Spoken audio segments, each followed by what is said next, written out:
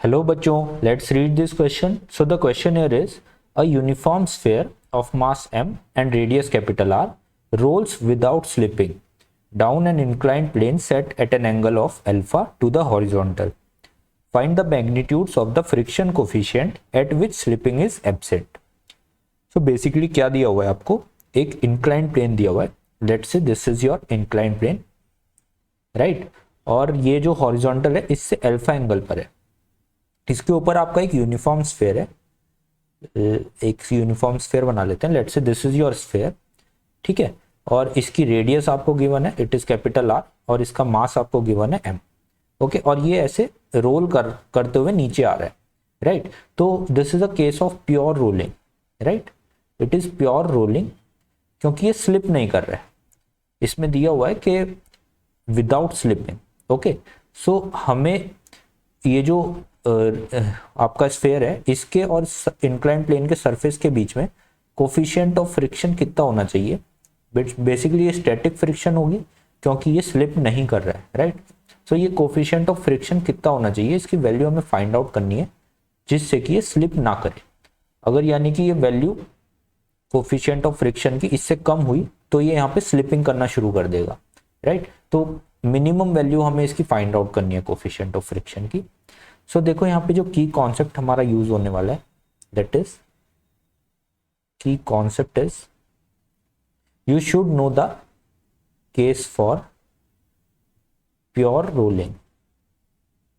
Pure rolling की जो condition होती है वो आपको मालूम होनी चाहिए.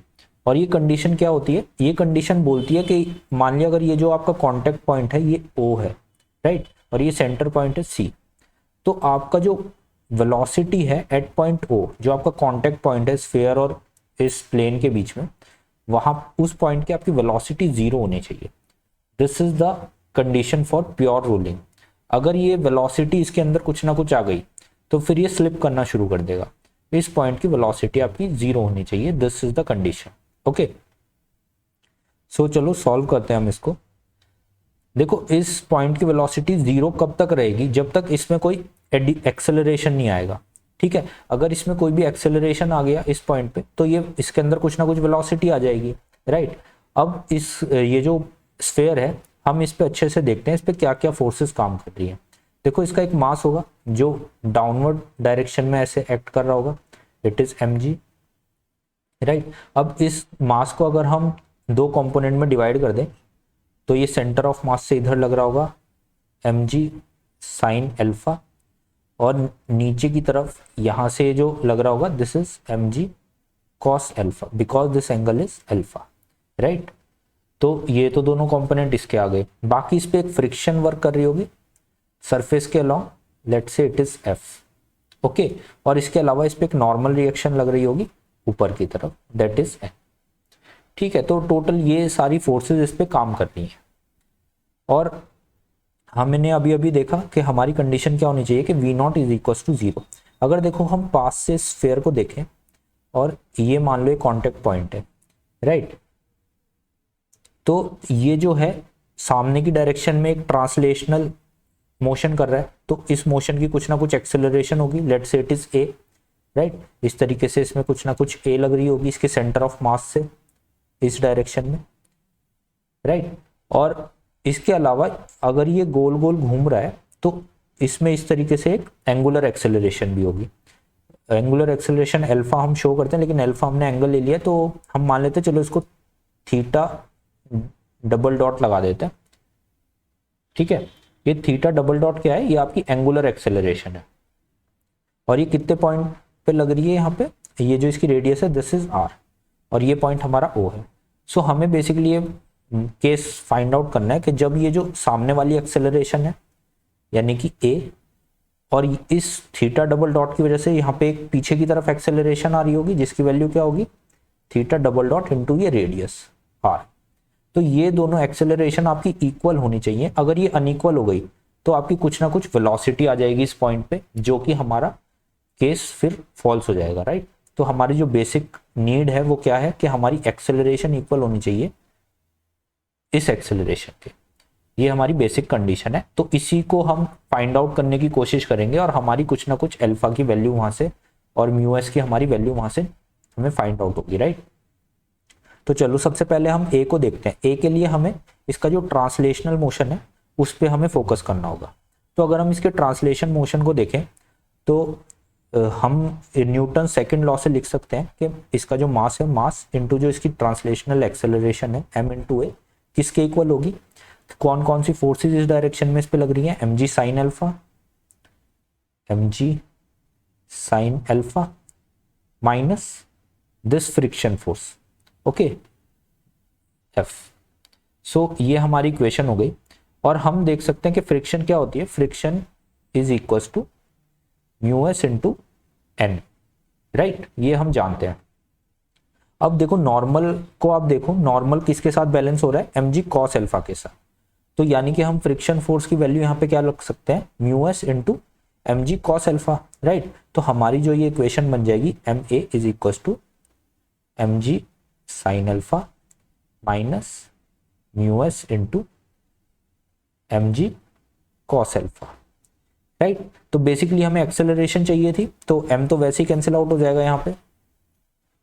तो एक्सेलरेशन की जो हमारी इक्वेशन हमें यहाँ से मिल जाएगी दैट इज g कॉमन लेके sign alpha minus mu S cos alpha, right. तो इसको हम अपनी इक्वेशन नंबर फर्स्ट मान लेते हैं। हमें a मिल चुका है।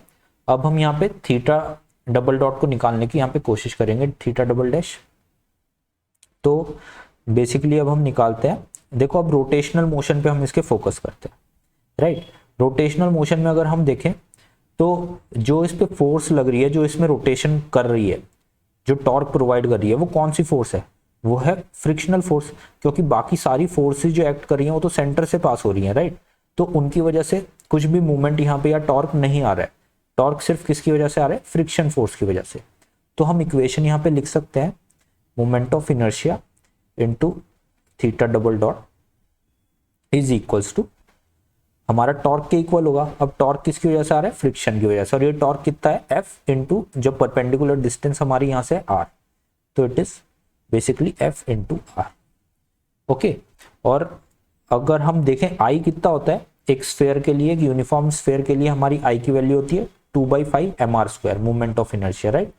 सो this is 2/5 mr square into theta double dot is equal to frictional force की हमारी वैल्यू कितनी होती है, म्यू एस इंटू एन, जो हमने यहाँ पे रखा था mu S M G cos alpha, वही हम यहाँ पे रखते हैं mu S M G cos alpha into R, right. तो यहाँ से आर कैंसिल हो गया।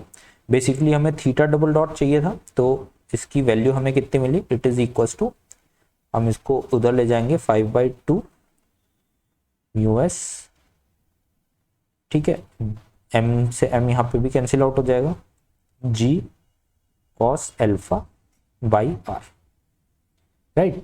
Let's say this is your equation number second, ठीक है। अब देखो इक्वेशन फर्स्ट और इक्वेशन सेकंड से हमें इन दोनों की वैल्यू मिल चुकी है, तो हम अपनी कंडीशन में पुट कर देंगे। ये कंडीशन किस लिए है, ये कंडीशन है हमारी प्योर रोलिंग की कंडीशन, प्योर रोलिंग ही हमें चाहिए, तो हम इसमें इसको पुट करते हैं। तो हमारी जो इक्वेशन यहाँ से आने वाली है दैट इज, अगर a की वैल्यू हम रखेंगे that is g sine alpha minus mu S cos alpha is equals to theta double dot हम रखेंगे 5/2 mu S g cos alpha by r into R, तो r से r कैंसिल आउट हो जाएगा अपने आप, ठीक है। तो g से g भी यहाँ पे कैंसिल आउट हो जाएगा। हमें म्यू एस की वैल्यू चाहिए यहाँ पे, तो ये इधर बचा sine alpha is equals to 5/2 और ये +1 हो जाएगा, तो 7/2 यहाँ पे हो जाएगा, 7/2 mu S cos alpha, right. तो म्यू एस हमें चाहिए, तो कॉस अल्फा को नीचे भेजेंगे, 10 अल्फा हो जाएगा और ये 2/7 हो जाएगा। तो आपका जो लिमिटिंग केस आ जाएगा दैट इज 2/7 10 अल्फा। तो आपका जो कोफिशिएंट ऑफ फ्रिक्शन है उसकी जो मिनिमम वैल्यू है वो 2/7 10 अल्फा होनी चाहिए। अगर इससे कम आपके कोफिशिएंट ऑफ फ्रिक्शन की वैल्यू हुई तो ये जो आपका रोल यहाँ पे हो रही है प्योर रोलिंग, ये स्लिपिंग में कन्वर्ट हो जाएगी, ठीक है, यहाँ पे स्लिपिंग शुरू हो जाएगी। So I hope you understand this question good luck.